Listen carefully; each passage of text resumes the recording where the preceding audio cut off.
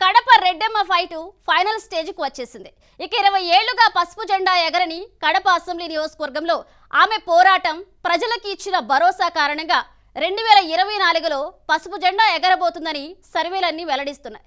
ఇక అందుకు తోడుగా మరికొన్ని ఆసక్తికర పరిణామాలు చోటు చేసుకున్నాయి. ఇక ఆసక్తికర పరిణామాలేంటో కడపలో కూటమి అభ్యర్థి మాధవిరెడ్డి ఎలా గెలవబోతున్నారో ఈ స్టోరీలో చూద్దాం.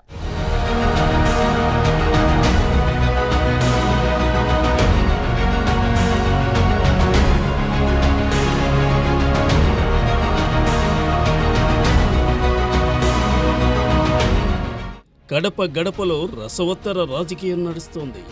వైసీపీ అభ్యర్థి సిట్టింగ్ ఎమ్మెల్యే అంజాద్ భాషా వర్సెస్ కూటమి టీడీపీ అభ్యర్థి రెడ్డప్ప గారి మాధవిరెడ్డి మధ్య ఫైట్ హోరాహోరీగా నడుస్తోంది. ఇక్కడ టీడీపీ కేడర్ ఉన్నంత జోరుగా వైసీపీ కేడర్ కనబడడం లేదు. ఎన్నికలకు ముందే వైసీపీ కేడర్లో నిరాశ నిస్పృహ ఆవరించాయి.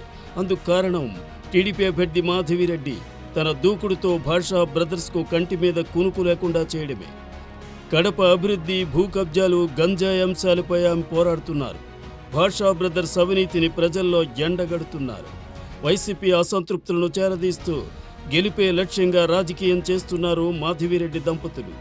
మాధవిరెడ్డి వెంటే కూటమి నేతలు, కార్యకర్తలు కదిలొస్తున్నారు. ఈసారి మాధవిరెడ్డికే తమ ఓటంటున్నారు కడప ప్రజలు.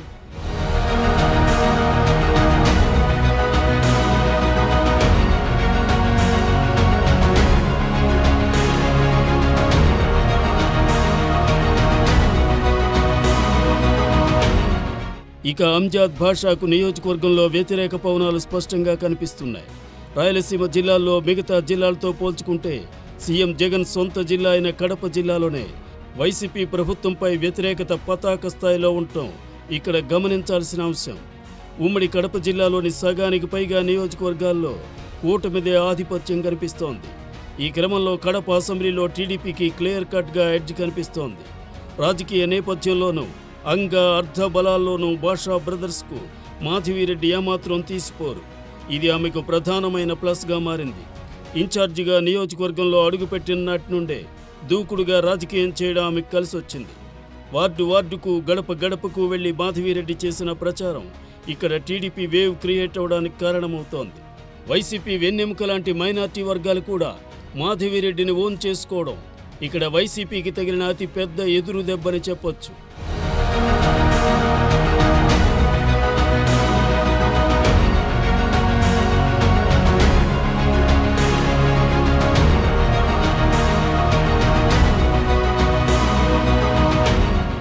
అధికారం శాశ్వతం కాదన్నది కడప అసెంబ్లీ నియోజకవర్గంలో ఇప్పుడున్న సీన్ను చూస్తే అర్థమవుతుంది. వైసీపీకి కంచుకోట లాంటి అడ్డాలో మనల్నెవ్వరూ ఏమీ చేయలేరన్నట్టు తయారైంది ఎమ్మెల్యే భాషా బ్రదర్స్ ఆధిపత్యం. వైసీపీకి ప్రజల్లో సానుకూలత ఉన్నంత వరకు వారి ఆటలు సాగినా రాష్ట్ర వ్యాప్తంగా వైసీపీకి వ్యతిరేక పవనాలు వీస్తున్న ఈ ఎన్నికల్లో మాత్రం భాషా బ్రదర్స్ సీన్ రివర్స్ అవుతోంది. ఇన్నాళ్లు తప్పదనుకున్న ప్రజలు భరిస్తూ వచ్చారు. నేడు మాధవిరెడ్డి రూపంలో అంజాద్ భాషాను బలంగా ఎదుర్కోగలిగే లీడర్ వారికి దొరకడంతో ప్రజలు రివర్స్ అయ్యారు. నియోజకవర్గంలో అభివృద్ధి పడకేసిన విషయాన్ని మాధవిరెడ్డి ప్రజల్లోకి తీసుకెళ్లగలిగారు. మైనార్టీలను కేవలం ఓటు బ్యాంకు లెక్క ఎలా మార్చుకున్నారో అర్థమయ్యేలా వివరించగలిగారు.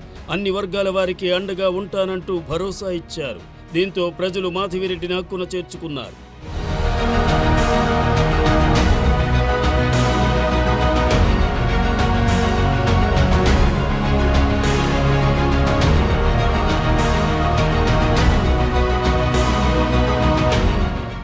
ఇక కడప అసెంబ్లీలో మరో కీలక పరిణామం చోటు చేసుకుంది. కాంగ్రెస్ పార్టీ తరపున అక్కడ మైనార్టీ లీడర్ అఫ్జల్ ఖాన్ పోటీలో నిలబడ్డారు.